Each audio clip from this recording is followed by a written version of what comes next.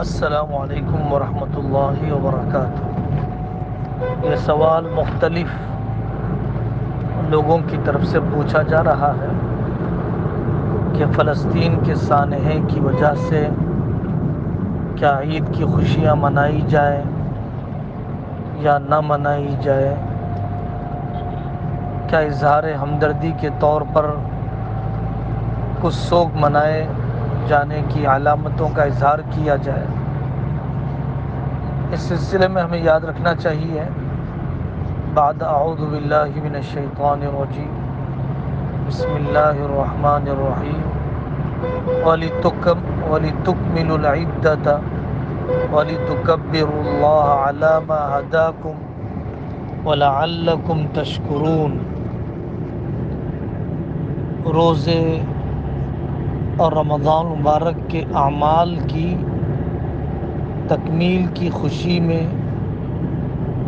عید الفطر منائی جاتی ہے، اور ہم مسلمان خوشی اور غم منانے میں بھی حضرت محمد رسول اللہ صلی اللہ علیہ وسلم کے طریقے کے پابند ہیں۔ اس لیے ضرور عید منائی جائے، مسنون طریقے پر منائی جائے،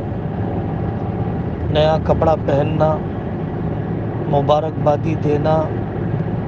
صلہ رحمی کرنا، صدقہ فطر کا اہتمام، میٹھی چیز کا استعمال، عید کے سارے مسنون اعمال ضرور انجام دیے جائیں گے۔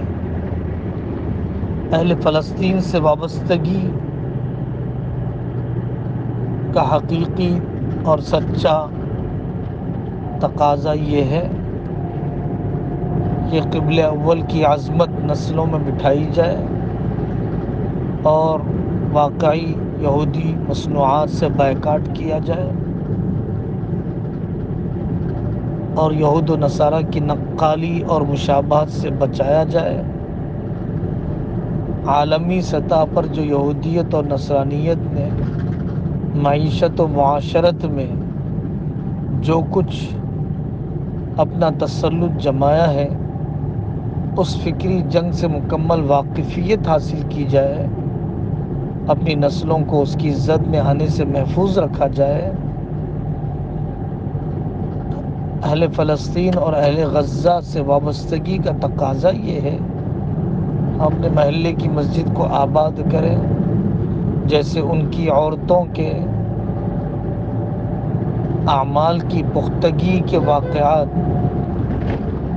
ناگوار حالات میں بھی دین پر استقامت، رضا و تسلیم اور اللہ کے فیصلے پر راضی رہنے کا اعلان، وہ تربیت اور وہ رخ اور ایسے مربیوں کو تلاش کیا جائے، اپنے علاقے کی مسجدیں، اپنے علاقے کے ادارے، اپنے علاقے کے ملی تقاضوں کی تکمیل کی جائے، جس کے لیے دروازے ہمارے لیے کھلے ہیں۔ اگر کوئی باوثوق ذریعے سے، معتمد طریقے سے، آتھرائزڈ انداز میں مالی امداد پہنچانے کی کوئی شکل ملتی ہے تو ضرور اپنی خواہشات کو قربان کر کے عید کے دن کیے جانے والے غیر مسنون، غیر شرعی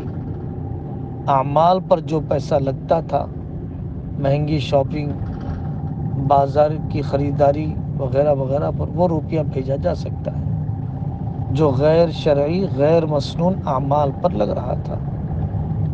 واللہ اعلم۔ السلام علیکم ورحمۃ اللہ وبرکاتہ۔